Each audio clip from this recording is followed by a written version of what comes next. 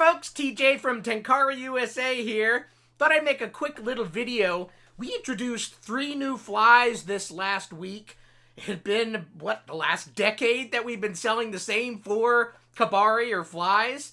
We finally decided we need to come out with a few more, give some folks some other options. And one of them is a fly that I created back in 2010 for myself. So I thought I'd make a quick little video to try to explain the fly that I have.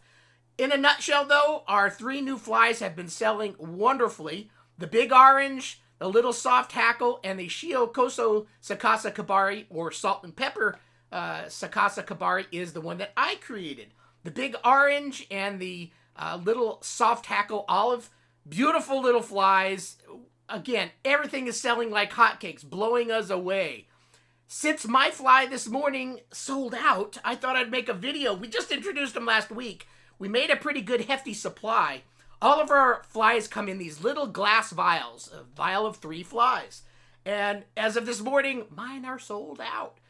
Don't worry, we do have more being made. About 2-week back order as of this videotaping here. And it's not a videotape, it's digital, right? But I'm an old timer, so I like to say what I want to say. But anyway, I want to thank you. I'm a little bit humbled. This is just a fly I created back in 2010. Back when Tenkara USA first started, one of the words that were flying around was one fly.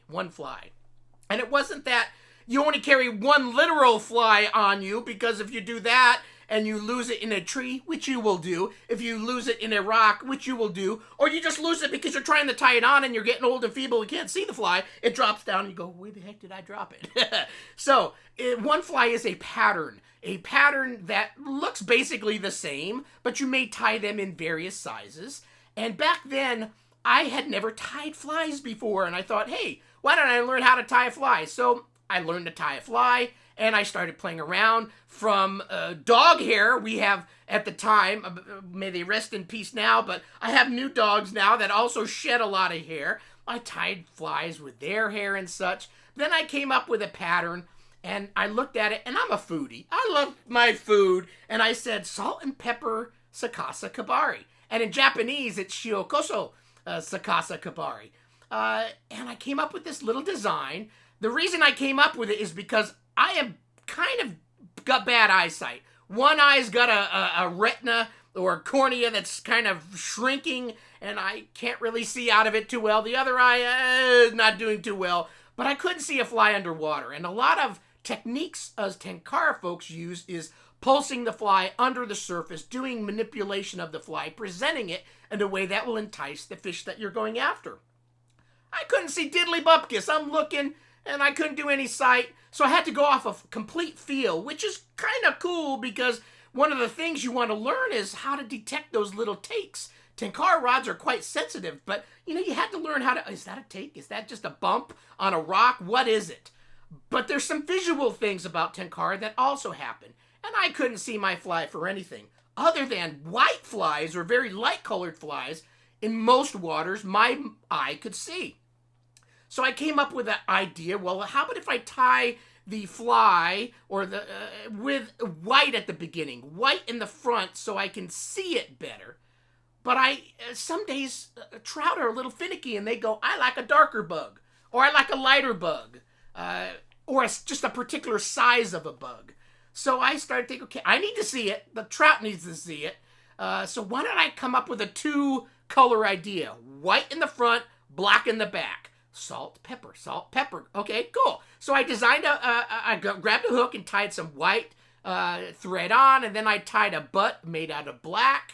Once in a while, I'll get a little frisky, and I'll tie a little red to the very back of it, too, because sometimes those little red hot spots, I think it's more of a thing for us thinking that the trout can see it better. But I may tie a little red on the end of it once in a while, too. But normally, it's just white and black. So then I go, okay, how about the feather? What am I going to do there? Well, you can get some grizzly hackle that's both white and black. And I did that. But then I also said, how about if I take a complete white feather and a complete black feather, tie them all together, and or wrap it together. Try to use my little hackle plier and try to wrap it together and put it in here and tie them in at the same time. I like the look of it because the complete shank of the if that's for lack of a better word, of the feather is either white or black, and it gave it a really gourmet look. So I tied these two feathers in, made it a little bit more difficult, but I went for it, tied them in, and I made my first Kebari, my salt and pepper, and it looked good. It's tied in the reverse hackle style, or Sakasa Kebari. I liked how I could pulse it under the water, and that reverse hackle pulsated because I tied it towards the eye. So every time I tugged on the line, it went, it worked. And I caught fish. And my first fish caught on it, I go, I tied a fly that caught a fish. This is awesome. And that's what a lot of you all that tie flies feel. You feel that excitement that you tied a fly that worked.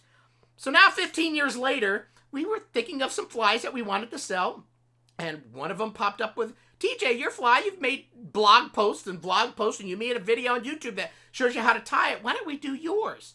And I was honored and humbled, and so we went for it. And in the first few days here, they sold out. So thank you very much for those that buy it. Now, there's no guarantee that it's going to catch fish. You are the one. Don't blame your rod. Don't blame your line. Don't blame your fly. Blame you or blame the trout. So if they don't catch fish, that's your problem. But needless to say, they are a very effective fly. I have used that one fly in the United States. Only one fly. It's my same pattern. I tie it in 8, 12, and 16 normally. This particular fly that we're selling on our Tenkara USA, we did a 14. Because a 14 is kind of a cool size fly, so we decided to do a 14. Not too big, not too small, kind of in the middle. And it is still a relatively smaller fly. It's tied on a scud hook. And we're giving it a go. So I hope that if you present it in the right way, you will catch tons of fish, whether it's bluegill, crappie, bass. But they're designed for trout in mind. The Sakasa Kebari, pulse it under the water, do some techniques. I hope they catch many fish for you. If they don't, I don't know what to tell you. You need to work on your presentation. That's what I'm telling you. So thank you very much. I just wanted to make a video. I'm humbled. I'm so excited that my fly is on the list of flies that Tenkara USA sells. Hopefully it's for many years, and hopefully many people have a good time fishing it. So thank you very much. I should show you. I grabbed it. So this is my beat up Tenkara USA older fly box here. This is our 12 flies in a box. The Tenkara USA is beaten up and scratched up. Now, I don't know if this will come in. Sometimes the camera likes to focus in on a face and not the box, but I'll show it at a few different angles. This is my box. I've got pretty much these are all my ties. These aren't the ones that we're selling. You'll see there's one beaded fly in there, and I've also got a couple of flies in there that are from pets that have passed, that I used their fur in a Kebari, and I don't want to cry now, so I won't, but I feel they're with me all the time. So yeah, I'm crying a little bit, but yeah, I also tied a beaded fly. We'll go back to not crying here. A beaded fly for the zombie apocalypse. If I have to catch a fish and I need to submerge at 4 feet really quickly, we'll do that. So I have one beaded fly that I tied up in a similar fashion. But anyway, my fly box, yeah, they're just silly flies, but thank you for watching. Now I'm going to walk off camera here as I cry a little bit more because I'm thinking of my passed away pets. Pets are the greatest thing in the world.